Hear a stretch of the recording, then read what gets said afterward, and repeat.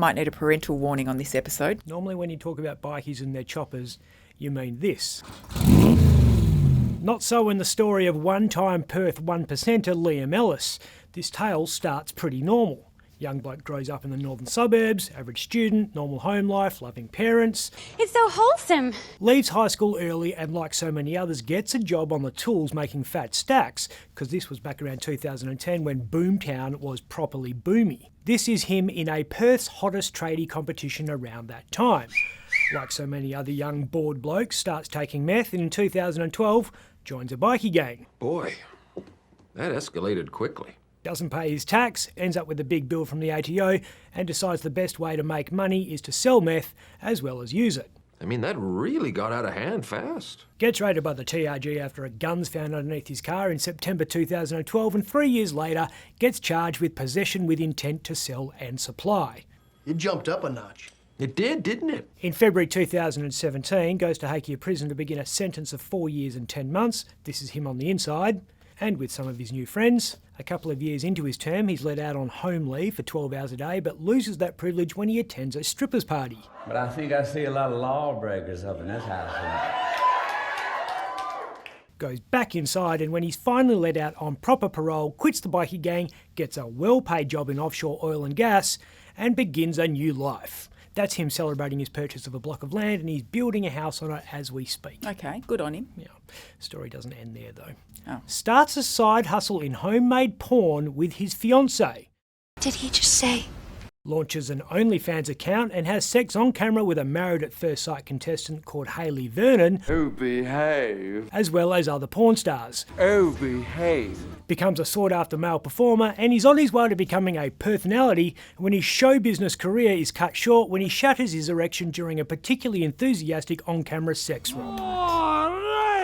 Mommy, daddy button. Goes to hospital after his penis and testicles turn black and answers some uncomfortable questions from doctors about his busted junk. It got weird, didn't it? Yeah. Has emergency reconstructive surgery after he's diagnosed with an internal rupture known as a penile fracture. Wow, I can't wait to get my cast signed. It's a thing and you can Google it.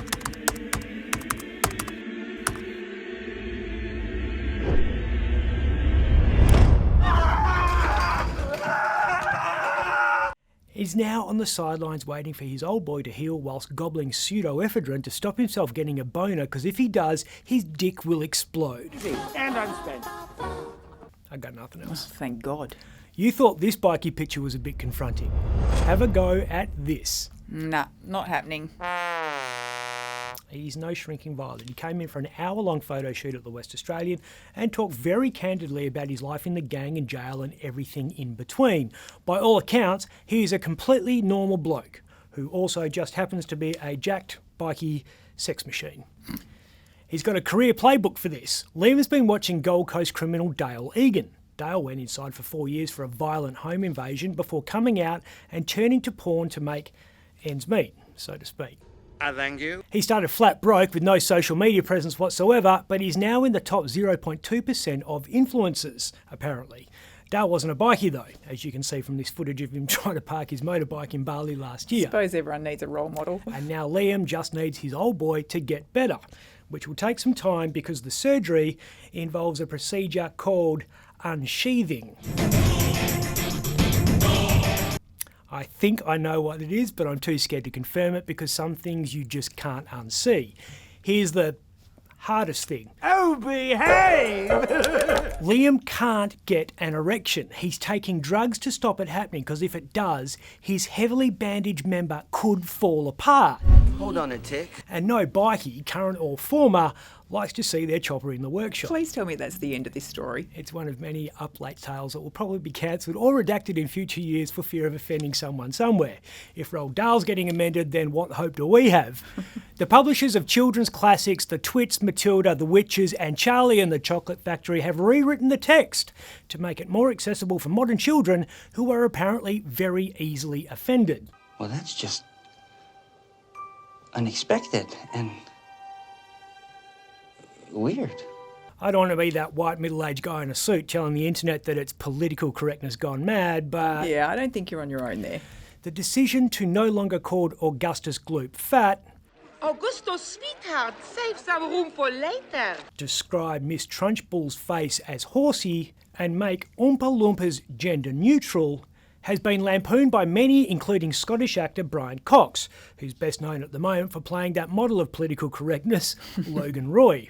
If your hands are clean, it's only because your whorehouse also does manicures. Roald Dahl never wrote about bikie porn stars because he was too busy sympathising with Nazis, but I like to think that if he did, James and the Giant Peach would have some stiff competition on Amazon from Liam and the Giant Eggplant.